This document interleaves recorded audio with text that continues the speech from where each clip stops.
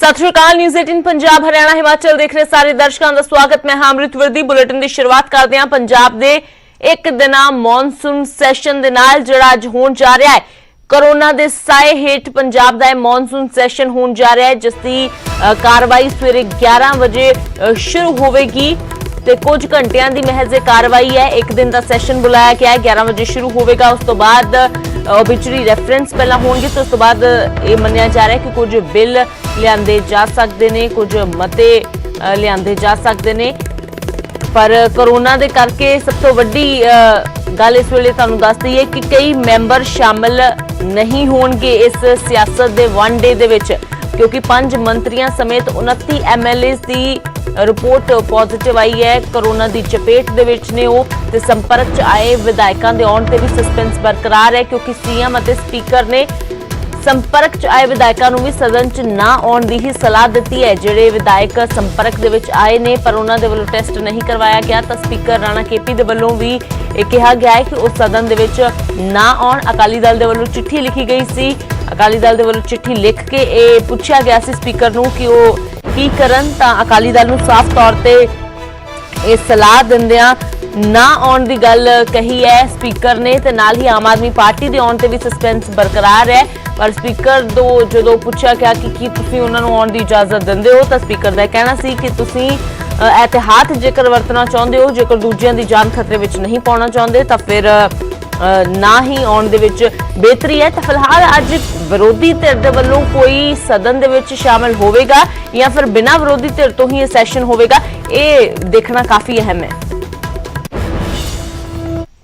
हालात ये बीमारी कोई होर माड़ा असर ना पावे, मैं सारिया ही राजनीतिक पार्टियां कांग्रेस पार्टी, आम आदमी पार्टी, श्रोमणी अकाली दल, भारतीय जनता पार्टी, लोक इंसाफ पार्टी सारियां नूं बेनती करदा है कि वो सत्कारयोग मैंबर जिहड़े प्राइमरी कॉन्टैक्ट दे विच आए है वो अपनी ते दूजियां दी बेहतरी वास्ते वो सैशन दे अंदर शिरकत ना करन, क्योंकि असी सारे मिलके कानून बनाने वाले लोग हैं। किते कल नूं ये ना लगे कि कानून बनाने वाले लोग आप। तो स्पीकर दे वल्लों सलाह दी गई है कि संपर्क दे विच आउण वाले विधायक भी ना शामिल होण, ते इधर विधान सभा दे इजलास तो पहला कोरोना टेस्ट होवेगा मरीजां दे संपर्क दे विच आए विधायकां दा। जी हां, अंदर सदन दे दाखल होण तो पहला विधायकां दा टेस्ट होवेगा। रैपिड टेस्टिंग दे नाल जांच होवेगी तो हाथों हाथ उसदी रिपोर्ट भी आ जाएगी। रिपोर्ट नेगेटिव आउण ते ही सदन दे विच एंट्री मिलेगी। श्रोमणी अकाली दल और आम आदमी पार्टी के सारे विधायकों का टेस्ट हो सकता है, क्योंकि दोवां विरोधी धिरां ने जो पिछले दिनी बैठकां कीतियां तो उन्हां बैठकां दे विच शामिल विधायक पॉजिटिव मिले ने। अकाली दल के गुरप्रताप वडाला ते आम आदमी पार्टी के मनजीत सिंह बिलासपुर पॉजिटिव पाए गए ने, जिस तो बाद बेशक कई विधायकों के वल्लों टेस्ट करवा लिया गया है, पर कई विधायकों के वल्लों टेस्ट नहीं भी करवाया गया सी। तां अजिहे दे विच बेशक स्पीकर दे वल्लों तां यह कहा गया है कि विरोधी धिरां जिहड़े संपर्क दे विच आए ने विधायक वो ना आउण सदन दे अंदर, पर जेकर फिर भी सदन दे अंदर दाखल होना चाहुंदा है कोई विधायक तां वो बिना नेगेटिव रिपोर्ट तो नहीं जा सकता, उसनूं टेस्ट करवाउणा पवेगा। रैपिड टेस्ट होवेगा जिस दे नाल तुरंत रिपोर्ट मिल जाएगी, तो उस तो बाद ही सदन दे विच तुहाडी एंट्री हो सकेगी। नपिंदर बराड़ मेरे सहयोगी लाइव जुड़े ने, सीधा रुख करदे हां। तां नपिंदर, सियासत दे इस वनडे दे विच विरोधी धिरां शामिल होणगियां या फिर इस सैशन विरोधी धिरां तो बिना ही हो जाएगा, शायद ये पहली बार होवेगा, ये सब तो वड्डा सवाल इस वेले बनिया होया है। देखो ज़ाहिर तौर पर क्योंकि जिस तरह तुम पहले जिक्र कर रहे हो कि ਜਿਹੜੀਆਂ ਮੀਟਿੰਗਾਂ ਹੋਈਆਂ ਚਾਹੇ ਅਕਾਲੀ ਦਲ ਦੀ ਹੋਈ ਚਾਹੇ ਆਮ ਆਦਮੀ ਪਾਰਟੀ ਦੀ ਹੋਈ ਉਹਨਾਂ ਮੀਟਿੰਗਾਂ ਦੇ ਵਿੱਚ ਇੱਕ ਵਿਧਾਇਕ ਜਿਹੜਾ ਦੋਨਾਂ ਦਾ ਪੋਜ਼ਿਟਿਵ ਪਾਇਆ ਗਿਆ ਤਾਂ ਦੇਖੋ ਜਿਸ ਤਰ੍ਹਾਂ ਕਰੋਨਾ ਮਹਾਮਾਰੀ ਨੂੰ ਲੈ ਕੇ ਨਿਯਮ ਬਣਾਏ ਗਏ ਨੇ ਕਿ ਜੇਕਰ ਕੋਈ ਵਿਅਕਤੀ ਕਿਸੇ ਪੋਜ਼ਿਟਿਵ ਸ਼ਖਸ ਦੇ ਸੰਪਰਕ ਦੇ ਵਿੱਚ ਆਉਂਦਾ ਤਾਂ ਉਸ ਨੂੰ 7 ਦਿਨ ਕੁਆਰੰਟਾਈਨ ਕਰਨਾ ਪਏਗਾ ਤੇ ਉਸ ਤੋਂ ਬਾਅਦ ਉਸ ਦੀ ਜਿਹੜੀ ਟੈਸਟਿੰਗ ਕਰਵਾਈ ਜਾਏਗੀ ਤਾਂ ਅਜੇ ਇਹਦੇ ਵਿੱਚ ਜਿਹੜਾ ਇਹ ਸਵਾਲ ਤਾਂ ਹੀ ਪੈਦਾ ਹੋਇਆ और कल अकाली दल ने इसे मुद्दे ਨੂੰ ਲੈ ਕੇ चिट्ठी एक स्पीकर साहब ਨੂੰ लिखी सी कि ਸਾਨੂੰ ਦੱਸਿਆ ਜਾਵੇ ਕਿ ਅਸੀਂ ਸ਼ਾਮਲ ਹੋਈਏ ਜਾਂ ਨਾ ਹੋਈਏ ਕਿਉਂਕਿ ਸਪਸ਼ਟ ਤੌਰ ਤੇ ਉਹਨਾਂ ਨੇ ਕਿਹਾ ਕਿ ਅਸੀਂ ਮੰਨ ਲਿਆ ਅਸੀਂ ਇਹ ਕਿਹਾ ਅਸੀਂ ਇਸ ਗੱਲ ਤੋਂ ਇਨਕਾਰੀ ਨਹੀਂ ਆ ਅਸੀਂ ਕਿਉਂਕਿ ਲੋਕਾਂ ਉੱਥੇ ਸਭ ਦੀ ਜ਼ਿੰਦਗੀ ਦਾ ਸਵਾਲ ਹੈ ਤੇ ਇਸ ਕਰਕੇ ਅਸੀਂ ਸਪਸ਼ਟ ਤੌਰ ਤੇ ਸਪੀਕਰ ਸਾਹਿਬ ਨੂੰ ਲਿਖਤੀ ਭੇਜ ਦਿੱਤਾ ਕਿ ਅਸੀਂ ਮੀਟਿੰਗ ਕੀਤੀ ਸੀ ਤਾਂ ਸਾਨੂੰ ਦੱਸਿਆ ਜਾਵੇ ਕਿ ਅਸੀਂ ਸ਼ਾਮਲ ਹੋਈਏ ਜਾਂ ਨਾ ਉਸ ਤੋਂ ਬਾਅਦ ਸਪੀਕਰ ਪੰਜਾਬ ਵਿਧਾਨ ਸਭਾ ਰਾਣਾ KP ਹੋਰਾਂ ਨੇ ਉਹਦਾ ਜਵਾਬ ਵੀ ਦਿੱਤਾ ਅਕਾਲੀ ਦਲ ਤੱਕ ਉਹ ਜਵਾਬ ਪਹੁੰਚਿਆ ਨਹੀਂ ਪਹੁੰਚਿਆ ਪਰ ਸਪੀਕਰ ਸਾਹਿਬ ਦੇ ਮੁਤਾਬਕ ਉਹਨਾਂ ਨੇ ਜਵਾਬ ਲਿਖਤੀ ਭੇਜ ਦਿੱਤਾ ਔਰ ਉਸ ਜਵਾਬ ਦੇ ਵਿੱਚ ਅਪੀਲ ਕੀਤੀ ਹੈ ਉਹਨਾਂ ਨੇ ਅਕਾਲੀ ਦਲ ਨੂੰ ਕਿ ਤੁਸੀਂ ਸ਼ਾਮਲ ਨਾ ਹੋਵੋ ਇਸ ਸੈਸ਼ਨ ਦੇ ਵਿੱਚ ਔਰ ਇਸੇ ਤਰ੍ਹਾਂ ਆਮ ਆਦਮੀ ਪਾਰਟੀ ਦੇ ਵਿਧਾਇਕਾਂ ਨੂੰ ਵੀ ਉਹਨਾਂ ਨੇ ਜਿਹੜਾ ਵਰਬਲੀ ਅਪੀਲ ਕੀਤੀ ਹੈ ਤੇ ਬਾਕੀ ਵਿਧਾਇਕਾਂ ਨੂੰ ਵੀ ਜਿਹੜੇ ਸ਼ਾਮਲ ਜਿਹੜੇ ਇਸ ਤੋਂ ਪਹਿਲਾਂ ਕਿਸੇ ਦੇ ਸੰਪਰਕ ਵਿੱਚ ਆਏ ਨੇ ਉਹ ਸ਼ਾਮਲ ਨਾ ਹੋਣ ਪਰ ਉਸ ਤੋਂ ਬਾਅਦ ਅੱਜ ਜਿਸ ਤਰ੍ਹਾਂ ਆਮ ਆਦਮੀ ਪਾਰਟੀ ਨੇ ਕਿਹਾ ਸੀ ਕਿ ਅਸੀਂ ਸ਼ਾਮਲ ਹੋਵਾਂਗੇ ਤਾਂ ਉਹ ਸ਼ਾਮਲ ਹੁੰਦੇ ਨੇ ਅਗਰ ਬਿਨਾਂ ਟੈਸਟਿੰਗ ਤੋਂ ਸ਼ਾਮਲ ਹੁੰਦੇ ਨੇ ਤਾਂ ਉਸ ਤੇ ਜਿਹੜਾ ਸਪੀਕਰ ਦਾ ਕੀ ਰੁਖ ਰਹੇਗਾ ਕੀ ਫੈਸਲਾ ਹੋਵੇਗਾ ਉਹ ਬਿਲਕੁਲ ਮੌਕੇ ਦੀ ਸਥਿਤੀ ਹੈ ਜਿਹੜੀ ਉਹ ਸਪਸ਼ਟ ਹੋਵੇਗਾ ਪਰ ਜਿਹੜਾ ਇੱਕ ਨਾਲ ਹੋਰ ਫੈਸਲਾ ਲੈ ਲਿਆ ਗਿਆ ਕਿ ਜਿਹੜੇ ਲੋਕ ਕਿਸੇ ਹੋਰ ਦੇ ਸੰਪਰਕ ਦੇ ਵਿੱਚ ਆਏ ਨੇ ਤਾਂ ਉਹਨਾਂ ਦਾ ਉੱਥੇ ਟੈਸਟ ਹੋਵੇਗਾ ਰੈਪਿਡ ਟੈਸਟ ਦਾ ਜਿਹੜਾ ਹੈਗਾ ਆਪਸ਼ਨ ਰੱਖੀ ਗਈ ਆ ਤਾਂ ਮੌਕੇ ਤੇ ਜਿਹੜਾ ਰੈਪਿਡ ਟੈਸਟ ਆ ਉਸ ਦੇ ਨਾਲ ਜਿਹੜੀਆਂ ਬਹੁਤ ਚੀਜ਼ਾਂ ਸਾਫ਼ ਹੋ ਜਾਣਗੀਆਂ ਪਹਿਲਾਂ ਵੀ ਹਾਲਾਂਕਿ ਰੈਪਿਡ ਟੈਸਟ ਹੀ ਕੀਤਾ ਗਿਆ ਉਸ ਦੇ ਨਾਲ ਤੁਰੰਤ ਪਤਾ ਲੱਗ ਜਾਂਦਾ ਹੈ ਕਿ ਕੋਈ ਪੋਜ਼ਿਟਿਵ ਹੈ ਕਿ ਕੋਈ ਨੈਗੇਟਿਵ ਹੈ ਤਾਂ ਉਹ ਰਿਪੋਰਟ ਹੱਥੋਂ ਹੱਥ ਜਿਹੜੀ ਮਿਲ ਜਾਣੀ ਹੈ ਤਾਂ ਉਹਦੇ ਤੇ ਚੀਜ਼ਾਂ ਸਾਫ਼ ਹੋ ਜਾਣਗੀਆਂ ਤਾਂ ਉਹ ਟੈਸਟ ਇੱਕ ਵੱਡਾ ਹਥਿਆਰ ਹੈ ਜਿਹੜਾ ਅੱਜ ਜਿਹਦੇ ਨਾਲ ਇਹ ਪਤਾ ਲੱਗ ਸਕਦਾ ਹੈ ਕਿ ਕਿਤੇ ਕੋਈ ਪੋਜ਼ਿਟਿਵ ਵਿਧਾਇਕ ਤਾਂ ਅੰਦਰ ਨਹੀਂ ਗਿਆ ਪਰ ਦੇਖੋ ਇਸ ਟੈਸਟ ਨੂੰ ਲੈ ਕੇ ਵੀ ਕਈ ਤਰ੍ਹਾਂ ਦੇ ਖਦਸ਼ੇ ਜਿਹੜੇ ਨੇ ਕਈ ਵਾਰੀ ਬਣ ਜਾਂਦੇ ਨੇ ਜਿਸ ਤਰ੍ਹਾਂ ਪ੍ਰਗਟ ਸਿੰਘ ਵਿਧਾਇਕ ਨੇ ਕਾਂਗਰਸ ਦੇ 25 ਤਰੀਕ ਨੂੰ ਟੈਸਟ ਹੋਇਆ ਉਹਨਾਂ ਦਾ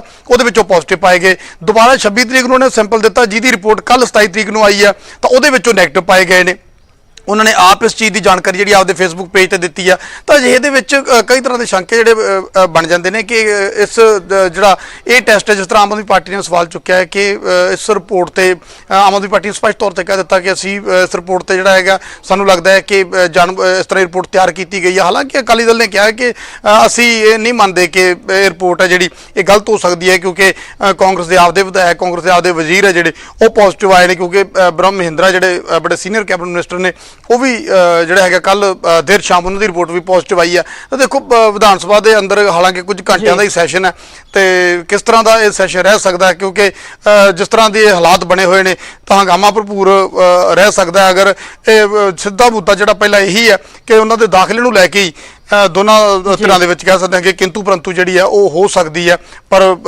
ਕਿਸ ਤਰ੍ਹਾਂ ਸੈਸ਼ਨ ਰਹੇਗਾ ਕਿਸ ਤਰ੍ਹਾਂ ਇਸ ਕਾਰਵਾਈ ਨੇਪਰੇ ਚੜ੍ਹਿਆ ਜਾਵੇ ਕਿਉਂਕਿ ਆਪਣੀ ਤਰ੍ਹਾਂ ਦਾ ਇਹ ਪਹਿਲਾ ਸੈਸ਼ਨ ਹੈ ਜਿਸ ਦੇ ਵਿੱਚ ਇਸ ਤਰ੍ਹਾਂ ਦੇ ਹਾਲਾਤ ਬਣੇ ਹੋਣ ਅੰਮ੍ਰਿਤ बिल्कुल नरपिंदर सिर्फ स्पीकर ही नहीं बल्कि सीएम दे वल्लों भी सलाह दी गई है कि संपर्क में आने वाले विधायक शामिल ना होण तां फिलहाल तां सवाल वड्डा ही है कि विरोधी धिरां दे वल्लों कोई शामिल हुंदा भी है या फिर नहीं। शुक्रिया नरपिंदर फिलहाल इस सारी जानकारी दे लई। तां अजे सवाल सब तो वड्डा ही बनिया होया है कि एक दिन दा ਇਹ वन डे सियासत दा जिहड़ा विधान सभा दा मॉनसून सैशन है उस दे विच विरोधी धिरां दे वल्लों कोई शामिल हुंदा है या फिर नहीं या फिर सिर्फ कांग्रेस के ही कुछ विधायक शामिल होंगे क्योंकि कांग्रेस के भी काफी सारे विधायक पॉजिटिव आ चुके हैं। तो उधर टेस्टिंग सवालों के घेरे दे विच जरूर किते ना किते आ रही है। आम आदमी पार्टी के मनजीत सिंह बिलासपुर पॉजिटिव पाए जाते हैं तो उन्हों का कहना है कि पहला रिपोर्ट नैगेटिव दसी जाती है तो कुछ घंटे बाद पॉजिटिव दस दी जाती है। उधर कांग्रेस के MLA प्रगट सिंह की कोरोना रिपोर्ट हुण नैगेटिव आई है तो महज 48 घंटिया टेस्ट की रिपोर्ट नैगेटिव आ गई है क्योंकि लक्षण ना होने ते प्रगट सिंह दे वल्लों दूजी बार टेस्ट करवाया गया। दस दिए कि पहला 25 अगस्त नूं टेस्ट करवाया गया सी जिस दी रिपोर्ट पॉजिटिव आई सी ते उस तो बाद भी प्रगट सिंह दे वल्लों कहा गया सी कि किसी तरह का ना तो उन्हां दे विच कोई लक्षण है सिम्पटम है ते ना ही किसी तरह की कोई परेशानी उन्हां दे शरीर नूं है ते इसे दे चलदे जदों अगले दिन दोबारा टेस्ट करवाया गया तो उसकी रिपोर्ट नैगेटिव आई है। ਤਾਂ ਇਹ ਟੈਸਟਿੰਗ ਵੀ ਕਿਤੇ ਨਾ ਕਿਤੇ ਸਵਾਲਾਂ ਦੇ ਘੇਰੇ ਦੇ ਵਿੱਚ ਜ਼ਰੂਰ ਹੈ। ਇੱਕ ਪਾਸੇ ਵਿਰੋਧੀ ਵੀ ਸਵਾਲ ਚੁੱਕ ਰਹੇ ਨੇ ਟੈਸਟਿੰਗ ਨੂੰ ਲੈ ਕੇ।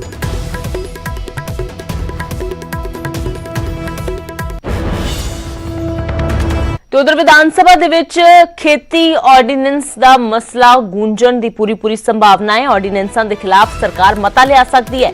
खुद सीएम कैप्टन अमरिंदर सिंह विधान सभा दे विच इह मता लिया सकदे ने ਤੇ ਅਕਾਲੀ ਦਲ ਤੇ ਭਾਜਪਾ ਨੂੰ ਘੇਰਨ ਦੀ ਵੀ ਤਿਆਰੀ ਹੈ। ਕੇਂਦਰ ਸਰਕਾਰ ਤੋਂ ਤੁਰੰਤ ਆਰਡੀਨੈਂਸ ਨੂੰ ਰੱਦ ਕਰਨ ਦੀ ਮੰਗ ਹੋਵੇਗੀ ਤਾਂ ਉਹੀ ਖੇਤੀ ਆਰਡੀਨੈਂਸ ਜਿਸ ਨੂੰ ਲੈ ਕੇ ਸਿਰਫ ਸਿਆਸਤ ਹੀ ਨਹੀਂ ਭਖੀ ਹੋਈ ਬਲਕਿ ਕਿਸਾਨ ਜਥੇਬੰਦੀਆਂ ਹਰ ਰੋਜ਼ ਸੜਕਾਂ ਤੇ ਨਜ਼ਰ ਆ ਰਹੀਆਂ ਨੇ। ਕਿਸਾਨਾਂ ਦੇ ਵੱਲੋਂ ਟਰੈਕਟਰ ਮਾਰਚ ਕੱਢੇ ਜਾ ਰਹੇ ਨੇ, ਰੋਸ ਪ੍ਰਦਰਸ਼ਨ ਕੀਤਾ ਜਾ ਰਿਹਾ ਹੈ ਖੇਤੀ ਆਰਡੀਨੈਂਸ ਦੇ ਖਿਲਾਫ। ਤੇ ਉਸੇ ਖੇਤੀ ਆਰਡੀਨੈਂਸ ਦੇ ਖਿਲਾਫ ਸਰਕਾਰ ਮਤਾ ਲਿਆ ਸਕਦੀ ਹੈ।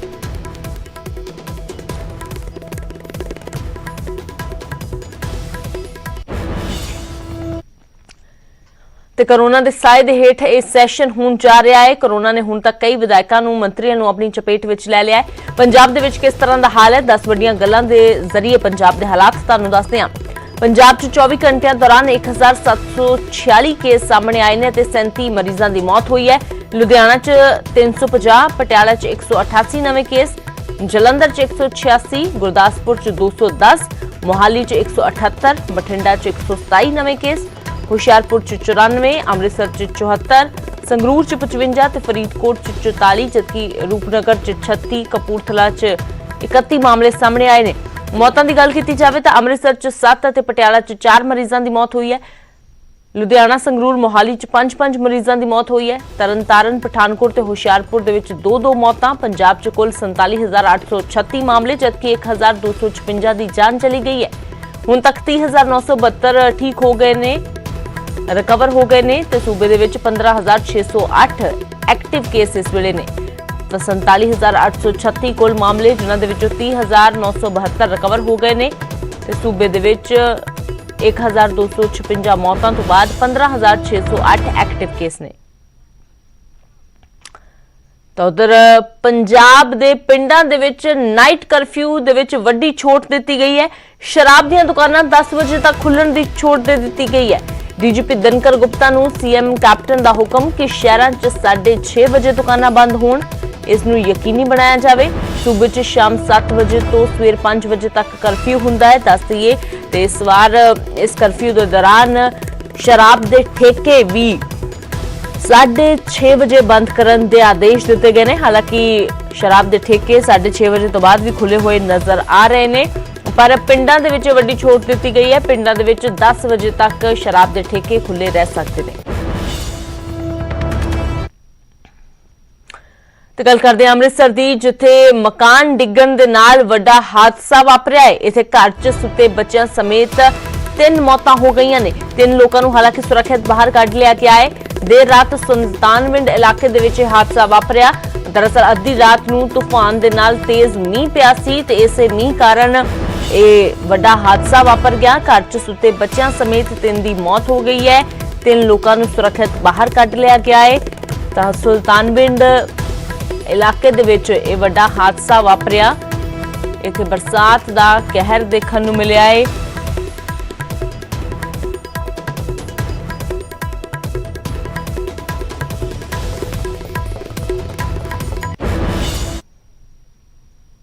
ਯਾਰ 3 ਬਿਲਡਿੰਗਾਂ ਸਾਰੀਆਂ ਡਿੱਗ ਗਈਆਂ, ਗਲਿਆ ਮਕਾਨ ਸੀ।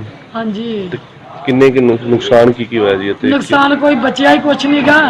3 ਜੀ ਮੇਰੇ ਨਿਕਲੇ, ਮੇਰੀ ਭੈਣ ਤੋਂ ਦੀਆਂ 2 ਧੀਆਂ ਤੇ ਇੱਕ ਉਹਦਾ ਧੀ ਤੇ ਇੱਕ ਉਹਦਾ ਆਦਮੀ, ਬੱਚਾ ਇੱਕ ਤੇ ਇੱਕ ਆਦਮੀ ਥੱਲੇ ਆ ਗਏ ਆ। ਥੱਲੇ 2 ਬੁੱਢਾ ਵੀ ਆ, ਪਤਾ ਨਹੀਂ ਉਹ ਇੱਕ 2 ਜਣੇ ਉਹ ਵੀ ਆ ਗਏ ਆ ਤੇ ਉਹ ਵੀ ਨਹੀਂ ਮੇਰੇ ਹਿਸਾਬ ਨਾਲ ਤੇ ਬਚੇ ਵੀ। ਹਾਦਸਾ ਕਿੱਦਾਂ ਹੋਇਆ ਜੀ? ਹਾਦਸਾ ਭਾਜੀ ਗਲੀਆਂ ਛੱਤਾਂ ਸੀਗੀਆਂ, ਉਹ ਪਹਿਲਾਂ ਮੁੱਗ ਪਿਆ ਤੇ ਉਤਲੇ ਜਿਹੜੇ ਥੱਲੇ ਆ ਗਏ, ਕਹਿੰਦੇ ਥੱਲੇ ਆ ਜੋ ਛੱਤਾਂ ਡਿੱਗਣ ਲੱਗੀਆਂ ਆ। ਤੇ ਮੇਰੀ ਭੈਣ ਨੂੰ ਨਹੀਂ ਉਹਨਾਂ ਦੱਸਿਆ, 2 ਫੈਮਲੀਆਂ ਜਿਹੜੀਆਂ ਉਹ ਦੋਵੇਂ ਥੱਲੇ ਆਈਆਂ। ਉਤਲੀ ਜਿਹੜੀ ਸਭ ਤੋਂ ਉਤਲੀ ਛੱਤ ਡਿੱਗੀ ਨਾ, ਉਹ ਮੇਰੀ ਭੈਣ ਤੇ ਆਣ ਕੇ ਡਿੱਗੀ ਆ। ਤੇ ਜਦੋਂ ਡਿੱਗਣ ਡਈ ਆ ਨਾ, ਉਦੋਂ ਉਹਨਾਂ ਨੇ ਕਿਹਾ ਵੀ ਇੱਧਰ ਵਾਲਿਆਂ ਨੂੰ ਆਣ ਕੇ ਕਿਹਾ, ਦੂਜੇ ਕਿਰਾਏਦਾਰਾਂ ਨੂੰ ਕਿ ਥੱਲੇ ਚੱਲ ਜੀ, ਛੱਤ ਡਿੱਗਣ ਲੱਗ ਗਈ ਹੈ। ਟਾਲੀ ਦਾ ਬਾਜ਼ਾਰ ਨੰਬਰ 4 ਗਲੀ ਨੰਬਰ 2 ਦੇ ਵਿੱਚ ਇੱਕ ਪੁਰਾਣੀ ਬਿਲਡਿੰਗ ਆ, ਉਹ ਡਿੱਗੀ ਹੈ। ਅਸੀਂ ਇੱਥੇ ਆਏ ਆ, ਫਾਇਰ ਬ੍ਰਿਗੇਡ ਵਾਲੇ ਆਏ ਆ ਤੇ ਕੋਸ਼ਿਸ਼ ਜਾਰੀ ਆ। ਇੱਕ 3 ਰਾਜੀਵ ਸ਼ਰਮਾ ਮੇਰੇ ਸਹਿਯੋਗੀ ਜ਼ਿਆਦਾ ਜਾਣਕਾਰੀ ਲਈ ਜੁੜੇ ਨੇ। ਤੇ ਰਾਜੀਵ, ਇੱਥੇ ਤੇਜ਼ ਬਰਸਾਤ ਕਹਿਰ ਬਣ ਕੇ ਵਰਿਆ ਹੈ, ਫਿਲਹਾਲ ਕੀ ਕੁਝ ਜਾਣਕਾਰੀ ਹੈ? ਹਾਦਸੇ ਦਾ ਕਾਰਨ ਕੀ ਸੀ? ਜੀ ਜੋ ਹਾਦਸੇ ਦਾ ਕਾਰਨ ਸਭ ਤੋਂ ਪਹਿਲੀ ਤਾਂ ਗੱਲ ਇਹ ਕਿ ਇੱਕ ਪੁਰਾਣੀ ਬਿਲਡਿੰਗ ਸੀ ਔਰ ਹਰ ਸਾਲ ਨਗਰ ਨਿਗਮ ਵੱਲੋਂ ਇਹ ਦਾਅਵਾ ਕੀਤਾ ਜਾਂਦਾ ਕਿ ਸ਼ਹਿਰ ਦੀਆਂ ਜਿੰਨੀਆਂ ਵੀ ਖਸਤਾ ਹਾਲਤ ਇਮਾਰਤਾਂ ਨੇ ਉਹਨਾਂ ਦੇ ਬਾਰੇ ਨਿਸ਼ਾਨਦੇਹੀ ਕਰਕੇ ਉਹਨਾਂ ਨੂੰ ਜਾਂ ਤਾਂ ਗਿਰਾਇਆ ਜਾਂਦਾ ਜਾਂ ਫਿਰ ਉਹਨਾਂ ਦੀ ਮੁਰੰਮਤ ਦੇ ਲਈ ਜਿਹੜੇ ਮਾਲਕ ਨੇ ਉਹਨਾਂ ਨੂੰ ਕਿਹਾ ਜਾਂਦਾ। ਪਰ ਇਸ ਮੌਸਮ ਦੇ ਦੌਰਾਨ ਦੂਸਰਾ ਇਹ ਹਾਦਸਾ ਹੋ ਚੁੱਕਾ ਕਿ ਅੰਮ੍ਰਿਤਸਰ ਦੇ ਵਿੱਚ ਦੂਸਰੀ ਇਮਾਰਤ ਡਿੱਗੀ ਹੈ, ਜਿਸ ਦੇ ਵਿੱਚ ਇਸ ਤਰੀਕੇ ਦੇ ਨਾਲ ਹੁਣ ਤੱਕ 3 ਮੌਤਾਂ ਦੀ ਜਿਹੜੀ ਗੱਲ ਕਹੀ ਜਾ ਰਹੀ ਹੈ। ਔਰ ਇਹ ਵੀ ਜਾਣਕਾਰੀ ਮਿਲੀ ਹੈ ਕਿ ਰਾਤ ਵੇਲੇ ਜਦੋਂ ਉਹਨਾਂ ਨੂੰ ਇਹ ਖਦਸ਼ਾ ਹੋਇਆ ਕਿ ਇਮਾਰਤ ਡਿੱਗ ਸਕਦੀ ਹੈ ਤਾਂ ਕੁਝ ਲੋਕਾਂ ਨੇ ਤਾਂ ਰਾਤ ਨੂੰ ਭੱਜ ਕੇ ਆਪਣੀ ਜਾਨ ਬਚਾਈ, ਜੋ ਖੁਸ਼ਕਿਸਮਤ ਸਨ। ਪਰ ਇੱਕ ਬੱਚਾ ਦੱਸਿਆ ਜਾ ਰਿਹਾ ਹੁਣ ਤੱਕ, ਜਿਸ ਦੀ ਲਾਸ਼ ਇਸ ਮਲਬੇ ਦੇ ਹੇਠੋਂ ਕੱਢ ਲਈ ਗਈ ਹੈ, ਔਰ ਇੱਕ ਵਿਅਕਤੀ ਹੋਰ ਉਹਨਾਂ ਦੇ ਹੀ ਪਰਿਵਾਰ ਦਾ ਜਿਹੜਾ ਜੀਅ ਸੀ ਉਸ ਨੂੰ ਵੀ ਕੱਢ ਲਿਆ ਗਿਆ, ਔਰ ਇੱਕ ਬਜ਼ੁਰਗ ਦੱਸਿਆ ਜਾ ਰਿਹਾ ਕਿ ਮਲਬੇ ਦੇ ਹੇਠਾਂ ਹੋ ਸਕਦਾ, ਜਿਸ ਨੂੰ ਲੱਭਣ ਦੇ ਲਈ ਹੁਣ ਜੋ ਰਾਹਤ ਕਾਰਜ ਕੀਤਾ ਜਾ ਰਿਹਾ। ਉੱਥੇ ਫਾਇਰ ਬ੍ਰਿਗੇਡ ਦੀ ਟੀਮ ਮੌਕੇ ਤੇ ਮੌਜੂਦ ਹੈ, ਪੰਜਾਬ ਪੁਲਿਸ ਮੌਕੇ ਤੇ ਮੌਜੂਦ ਹੈ, ਔਰ ਸੇਵਾ ਸਮਤੀ ਦੀ ਜੋ ਫਾਇਰ ਬ੍ਰਿਗੇਡ ਟੀਮ ਹੈ ਉਹ ਵੀ ਮੌਕੇ ਤੇ ਪਹੁੰਚ ਕੇ ਉਹਨਾਂ ਵੱਲੋਂ ਰਾਤ ਕਰੀਬ 2:45 ਵਜੇ ਜੋ ਹੈ ਰੈਸਕਿਊ ਆਪਰੇਸ਼ਨ ਜੀ ਰਾਜੀਵ, ਸ਼ੁਕਰੀਆ ਫਿਲਹਾਲ ਇਸ ਸਾਰੀ ਜਾਣਕਾਰੀ ਦੇ ਲਈ। ਤਾਂ ਇੱਥੇ ਬਰਸਾਤ ਦਾ ਕਹਿਰ ਦੇਖਣ ਨੂੰ ਮਿਲਿਆ ਹੈ। ਸੁਲਤਾਨਵਿੰਡ ਇਲਾਕੇ ਦੇ ਵਿੱਚ ਮਕਾਨ ਡਿੱਗਣ ਦੇ ਨਾਲ ਮੌਤਾਂ ਹੋ ਗਈਆਂ ਨੇ। ਫਿਲਹਾਲ ਇੱਕ ਛੋਟੇ ਜਿਹੇ ਬ੍ਰੇਕ ਦੇ ਲਈ ਰੁਕਦੇ ਹਾਂ।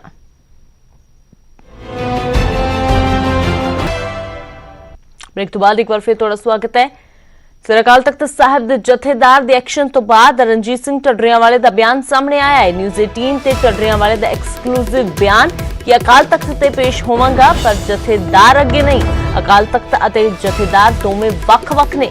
ਢੱਡਰੀਆਂਵਾਲੇ ਨੇ ਕਿਹਾ ਅਹੁਦੇ ਤੇ ਬੈਠੇ ਨੇ ਜਥੇਦਾਰ, ਅਹੁਦੇ ਯੋਗ ਨਹੀਂ ਨੇ। ਜਥੇਦਾਰ ਦਾ ਬਿਆਨ ਮੈਨੂੰ ਸਿੱਧੀ ਧਮਕੀ ਹੈ। ਹਰਨਾਮ ਖਾਲਸਾ ਤੇ ਵੀ ਢੱਡਰੀਆਂਵਾਲੇ ਨੇ ਨਿਸ਼ਾਨੇ ਸਾਧੇ ਨੇ। ਹਰਨਾਮ ਖਾਲਸਾ ਬਾਰੇ ਜਥੇਦਾਰ ਕਿਉਂ ਨਹੀਂ ਬੋਲਦੇ? ਜਥੇਦਾਰ ਬਸ ਮੇਰੇ ਵੱਲ ਹੀ ਦਬਕੇ ਮਾਰਦੇ ਨੇ। ਮੈਨੂੰ ਵੀ ਅਤੇ ਹਰਨਾਮ ਸਿੰਘ ਖਾਲਸਾ ਨੂੰ ਵੀ ਕੁਝ ਕਹਿੰਦੇ ਤਾਂ ਚੰਗਾ ਲੱਗਦਾ। ਇਹ ਨਿਸ਼ਾਨੇ ਸਾਧੇ ਗਏ ਢੱਡਰੀਆਂਵਾਲੇ ਦੇ ਵੱਲੋਂ ਜਥੇਦਾਰ ਤੇ। ਫਿਲਹਾਲ ਇਸ ਬੁਲੇਟਿਨ ਦੇ ਵਿੱਚ ਇਹ ਨਹੀਂ। ਮੈਨੂੰ ਦਿਓ ਇਜਾਜ਼ਤ।